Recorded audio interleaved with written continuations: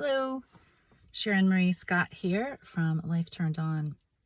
And I wanted to share with you this part of this conversation I had with a partner on a date recently. We were talking about, I can't remember how we came in to talk about being in love, and like, is that a thing now not just with us, with each other, but is that a thing, in our relationships?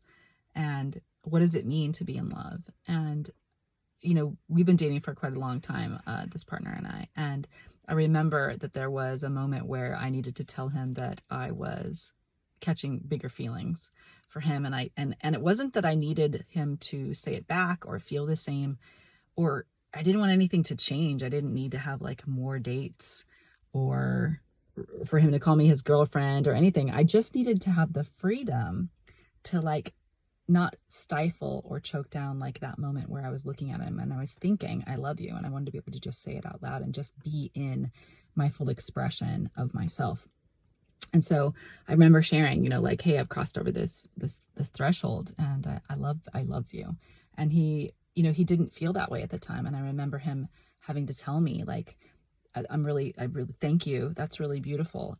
I can't reciprocate those feelings. And I remember having to explain to him, like, I don't need you to reciprocate the feelings and I don't need anything to change. I just need this freedom, to be fully expressed.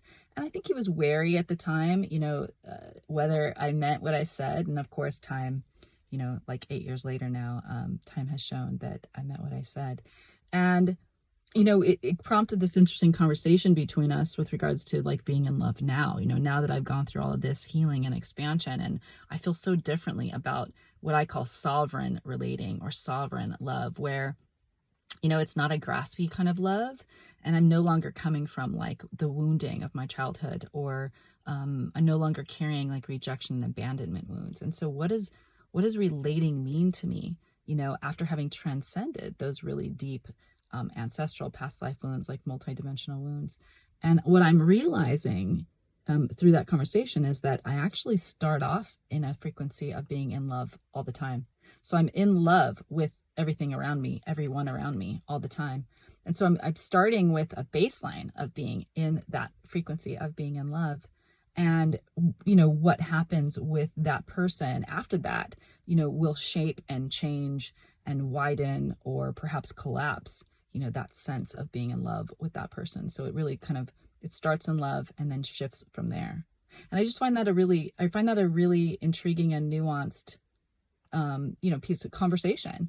And I wanted to share that, that Forbidden Alchemy that's, coming up and releasing on 11/11, it's all about transmuting the taboo into medicine, that it's more than just a book that shares a lot around kink and BDSM and the dark masculine and the dark feminine energies, but it also talks about sovereign love and a different way of relating. And that's part of the taboo. It's so forbidden love, or forbidden, that the taboo of wanting more from your romantic and sexual relationships is part of the book as well. So I wanted to come on here and share that conversation with you, and then link it back to the fact that the book has several chapters about, let's say non-traditional types of relating and love.